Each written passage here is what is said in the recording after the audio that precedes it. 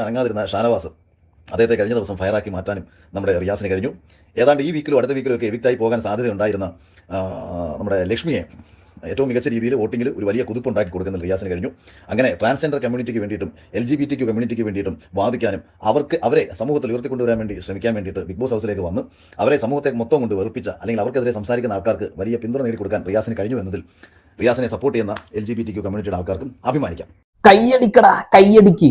ഇന്ന് എന്റെ പൊന്നു മക്കളെ ആദിലയെ വലിച്ചു കീറി അങ്ങ് ഭിത്തിയിൽ ഒട്ടിച്ചിട്ടുണ്ട് ഷാനവാസ് ഫയർ തന്നെ. അത് രുദ്രതാണ്ഡവം ആടിക്കൊണ്ടിരിക്കുക എന്നുള്ളതാണ്.